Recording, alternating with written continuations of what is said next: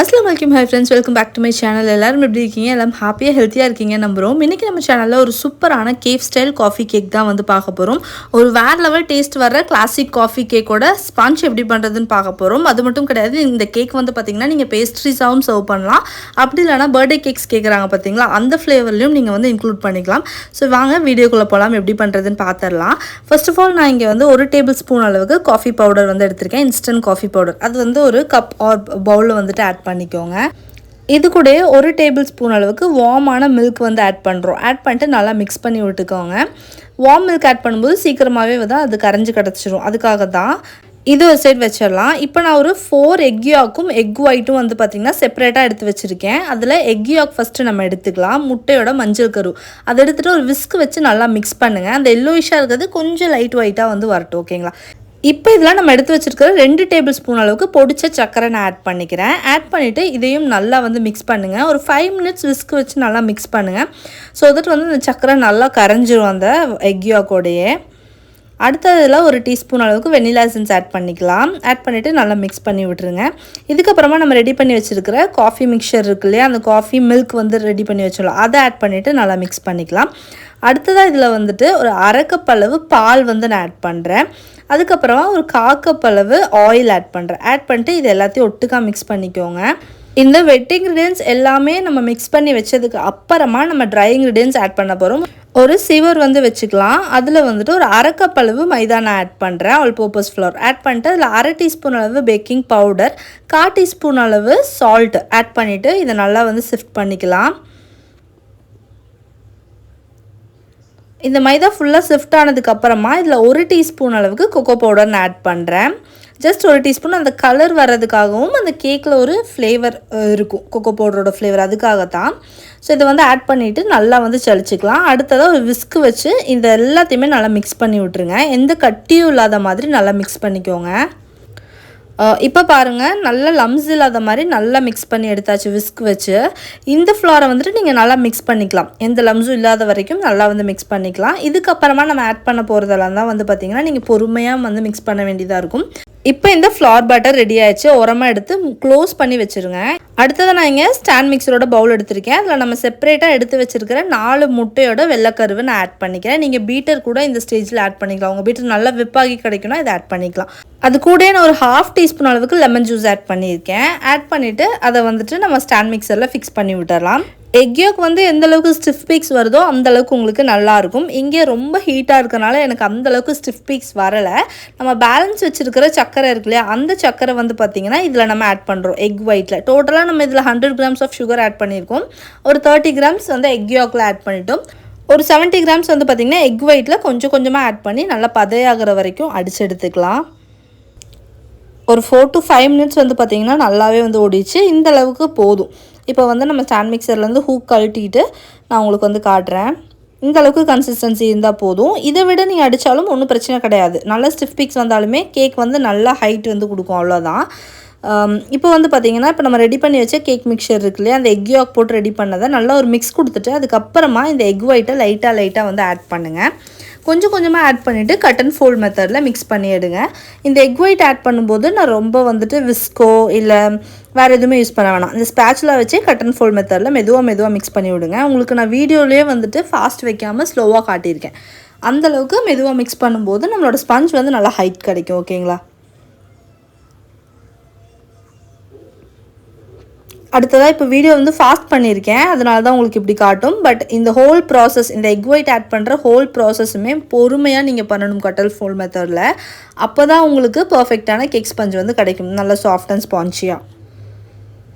ஃபுல்லாக egg white ஃபுல்லாகவே add பண்ணி அதே மாதிரி கட் அண்ட் ஃபோல்டில் மிக்ஸ் பண்ணி எடுத்தாச்சு. இப்போ வந்து பாருங்கள் ஃப்ளார் என்ன கன்சிஸ்டன்சியில் இருக்குன்னு. ரொம்ப ரன்னியாகவும் இல்லை, அதே சமயம் ரொம்ப திக்காகவும் இல்லை. இதுதான் ரிப்பன் கன்சிஸ்டன்சின்னு சொல்லுவோம். நம்ம மேலே எடுத்து ஃப்ளார் வந்து இந்த மாதிரி விடும்போது அந்த கன்சிஸ்டன்சி இந்த மாதிரி இருக்கணும். ஸோ இந்த டைமில் நம்ம இந்த கேக் வந்து பேக் பண்ணுறதுக்கு ரெடியாக இருக்குது. இன்னி ரொம்ப ஓவர் மிக்ஸ் பண்ண வேணாம். நம்ம வந்துட்டு பேனில் வந்து மாற்றிடலாம். 8 inch டின்னில் நான் வந்து க்ரீஸ் பண்ணி வச்சுருக்கேன், பட்டர் பேப்பர் போட்டு அதில் வந்து மாற்றிடுறேன். அவன் வந்து ஆல்ரெடி 170 டிகிரி செல்சியஸில் 10 மினிட்ஸ் வந்து ப்ரீ ஹீட் பண்ணி வச்சுருக்கேன். சேம் 170 டிகிரி செல்சியஸில் 40 to 45 மினிட்ஸ் நம்ம பேக் பண்ணி எடுத்துக்கலாம். ஸோ மேபி அவனோட டெம்பரேச்சர் மாற மாதிரி இருக்கும் அப்படின்னா நீங்கள் வந்துட்டு முன்னாடியே கொஞ்சம் செக் பண்ணி பாருங்கள் கேக் ஸ்பஞ்ச் வந்து ரெடி ஆயிடுச்சான்னு பார்த்துட்டு முன்னாடியே கூட நீங்கள் வெளில எடுத்துக்கலாம். அடுத்ததான் நான் இங்கே ஒரு 300 grams ஆஃப் விப்பிங் க்ரீம் எடுத்திருக்கேங்க. அடுத்து 1 டீஸ்பூன் வந்து இன்ஸ்டன்ட் காஃபி பவுடர் எடுத்திருக்கேன். அதில் ஜஸ்ட் ஒரே ஒரு drop or 2 drops of water add பண்ணிட்டு நல்லா மிக்ஸ் பண்ணிக்கலாம். நல்லா மிக்ஸ் பண்ணி அது நல்லா கரைஞ்சதுக்கப்புறமா இந்த காஃபி மிக்சரையும் நம்ம இந்த விப்பிங் க்ரீமில் ஆட் பண்ணுறோம். இது எல்லாமே அந்த காஃபி ஃப்ளேவர் கொடுக்கறதுக்கு வேறு லெவல் டேஸ்டியாக இருந்துச்சு இந்த விப்பிங் க்ரீம் தனியாக சாப்பிட்றதுக்கே. ஸோ இது வந்து ஆட் பண்ணிக்கலாம். உங்களுக்கு இன்னும் கொஞ்சம் நல்லா சக்கரை மாதிரி வேணும், எக்ஸ்ட்ராவாக வேணும்னா கொஞ்சமாக கண்டென்ஸ்டு மில்க்கும் ஆட் பண்ணிட்டீங்க அப்படின்னா இன்னுமே க்ரீம் வந்து நல்லா டேஸ்ட்டு கொடுக்கும். இப்போ நம்ம விப்பிங் க்ரீம் வந்து ஸ்டாண்ட் மிக்சரில் போட்டு அடித்து எடுத்துக்கலாம். நீங்கள் வந்து ஹேண்ட் பீட்டரில் கூட நல்லா ஸ்டிஃப் பீக்ஸ் வர வரைக்கும் அடித்து எடுத்துக்கோங்க. ஸ்டாண்ட் மிக்சரில் நல்லாவே வந்துட்டு விப்பிங் க்ரீம் ரெடி ஆயிடுச்சு. எப்போவுமே க்ரீம் ரொம்ப ஸ்டிஃப் பீக்ஸ் ஆனாலுமே நம்ம க்ரீமில் வந்து பார்த்திங்கன்னா இந்த ஹோல்ஸாக வர்ற மாதிரி இருக்கும். ஸோ வந்து கரெக்டான கன்சிஸ்டன்சியில் இந்த மாதிரி அடித்து எடுத்துக்கோங்க. இப்போ பாருங்கள். ஸோ இது வந்து நல்லா பர்ஃபெக்டான கன்சிஸ்டன்சி, நமக்கு ஃப்ராஸ்டிங் பண்ணுறதுக்கு நல்லாவே ஈஸியாக இருக்கும். ஸோ இதை வந்துட்டு நம்ம ஃப்ரிட்ஜில் செட் பண்ணிடலாம். இப்போ கேக் வந்து டீமோல்ட் பண்ணி காட்டுறேன் உங்களுக்கு. மேலே கிராக்ஸ் எதுவும் இல்லாமல் க்ளீனாகவே வந்து பேக் ஆகி வந்திருக்கு. ஸோ சைட்ஸ் வந்து ஓப்பன் பண்ணி காட்டுறேன்.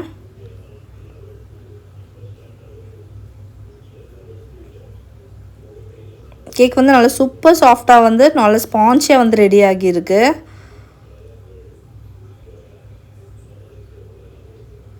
இப்போ நான் வந்து கட் பண்ணிவிட்டு உங்களுக்கு கேக்கோட டெக்ஸ்சர் எப்படி இருக்குன்னு காட்டுறேன் பாருங்கள். கேக்கு நல்ல வாசமாக இருக்குது. காஃபி வந்து நம்ம 1 டேபிள் ஸ்பூன் ஆட் பண்ணியிருக்கோம், அதுவே வந்து போதும். இன்னுமே உங்களுக்கு நல்ல ஸ்ட்ராங் காஃபி ஃப்ளேவர் வேணும்னா எக்ஸ்ட்ரா கூட ஒரு 1/2 டீஸ்பூன் ஆட் பண்ணிக்கோங்க. எவ்வளோ ஸ்பான்ச்சியாக கேக் வந்து வந்திருக்கு பாருங்கள். செம்மையாக இருக்குல்ல ஸ்பான்ச்சு. இந்த ஸ்பஞ்ச் வந்துட்டு நமக்கு சோக் பண்ணும்போது ஃப்ரிட்ஜில் செட் ஆயிடுச்சுன்னா வேறு லெவல் டேஸ்டியாக இருக்கும் கேக்கு. அதோட டெக்ஸ்சர் எந்த அளவுக்கு சூப்பராக இருக்குது பாருங்கள். நான் ஸ்டார்டிங்கில் சொன்ன மாதிரி அந்த எக் ஒயிட்டை நீங்கள் ஃபோல்ட் பண்ணுறதுல தான் இருக்குது உங்களோட இந்த கேக் வந்துட்டு கரெக்டாக வர்றதா இல்லையா அப்படின்னு சொல்லிட்டு. ஸோ கரெக்டாக வந்துட்டு பொறுமையாக ஃபோல்ட் பண்ணி எடுங்க. இப்போ நம்ம ரெடி பண்ணி எடுத்த விப் க்ரீம் கொஞ்சமாக வச்சுட்டு நம்ம கேக்கை வந்துட்டு ஐசிங் பண்ணுறதுக்கு ஸ்டார்ட் பண்ணலாம். நான் சுகர் சிரப் ரெடி பண்ணி வச்சுருக்கேன். நிறைய பேர் வந்து பார்த்திங்கன்னா சுகர் சிரப் ரேஷியோ கேட்டிருந்தீங்க. இப்போ இந்த கேக் சோக் பண்ணுறதுக்காக நான் ஒரு 6 டேபிள் ஸ்பூன் சர்க்கரை எடுத்திருக்கேன். 4 டேபிள் ஸ்பூன் தண்ணி ஆட் பண்ணி நல்லா வந்துட்டு அடுப்பில் வச்சு சூடு பண்ணி எடுத்திருக்கேன். அவ்வளோதான். ஏன்னா வார்ம் வாட்டர் இருந்தால் நீங்கள் ஸ்ட்ரைட்டாகவே கூட மிக்ஸ் பண்ணிவிட்டு அப்படியே நீங்கள் ஃப்ராஸ்டிங் பண்ண ஸ்டார்ட் பண்ணலாம். நல்லாவே வந்துட்டு கேக் சோக் பண்ணுங்கள். ஏன்னா இது நல்லா ஸ்பான்ச்சியாக இருக்கிறனால நல்லா சூப்பராக சோக் பண்ணிக்கலாம். அடுத்தா நம்ம ரெடி பண்ணி எடுத்து காஃபி விப்பிங் க்ரீம் வந்து வச்சிடலாம். காஃபி விப்பிங் க்ரீமோட டேஸ்ட்டு வேறு லெவலில் இருந்துச்சு. ஸோ உள்ள விப்பிங் க்ரீம் ஃபுல்லாகவே வந்துட்டு வச்சுட்டு இதில் வந்து உங்களுக்கு ஏதாவது தேவைப்படுனா டாப்பிங்ஸ் ஆட் பண்ணலாம். சாக்கோ சிப்ஸோ இல்லை சாக்லேட்ஸ் கிரேட் பண்ணி ஏதாவது ஆட் பண்ணணுன்னா நீங்கள் ஆட் பண்ணலாம். இல்லை கண்டென்ஸ்டு மில்க் கூட லைட்டாக டேஸ்ட்டுக்காக ஆட் பண்ணிவிட்டு இதை வந்துட்டு இந்த மாதிரி ஈவன் பண்ணிடலாம். இப்போ மேலே செகண்ட் லேயர் வச்சுக்கலாம். செகண்ட் லேயர் வச்சுட்டு சேம் ப்ராசஸ் வந்து நம்ம ஸ்டார்ட் பண்ணிடலாம். சுகர் சிரப்பில் ஃபுல்லாக வந்துட்டு அந்த ஸ்பாஞ்ச் வந்து சோக் பண்ணிவிட்டு அடுத்ததாக வந்துட்டு சைட்ஸ் ஃபுல்லாகவே வந்து விப்பிங் க்ரீம் வச்சிடுறேன். க்ரம் கோட் பண்ணிவிட்டு பண்ணுறதா இருந்தாலும் சரி, நான் டேரெக்டாகவே வந்துட்டு க்ரீம் வந்துட்டு போட்டுற போகிறேன். சைட்ஸ் எல்லாம் ஃபுல்லாக ஈவன் பண்ணிவிட்டு மேலே எல்லாமே வந்துட்டு ஈவன் பண்ணிடுங்க.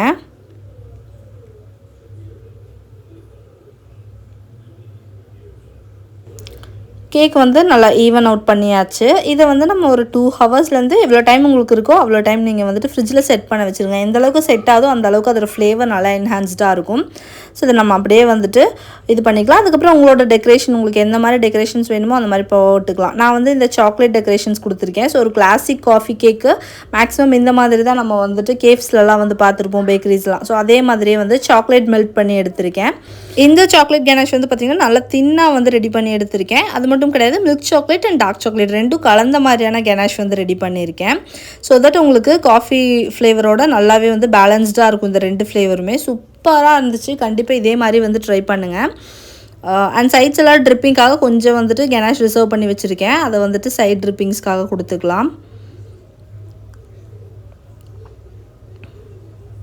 கிளேஸ் வந்து நல்லா ஸ்மூத்தாக ரெடியாக இருந்துச்சு. ரொம்ப தின்னாக இருக்கவும் இன்னுமே சூப்பராக ரெடியாக இருந்துச்சு.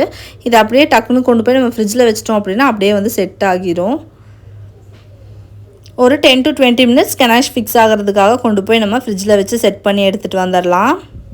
இப்போ வந்து கெனாஷ் நல்லா செட் ஆயிடுச்சு. மேலே வந்து சேம் விப்பிங் க்ரீமில் நம்ம ஜஸ்ட் ஒரு நாசில் டிசைன் மட்டும் கொடுத்துக்கலாம். ஒரு பீஸ்க்கும் கட் ஆகும்போது ஸோ இந்த மாதிரி ஒரு குட்டி க்ரீம் வந்து கிடைக்கும். அந்த மாதிரி வந்து ரெடி பண்ணிக்கலாம்.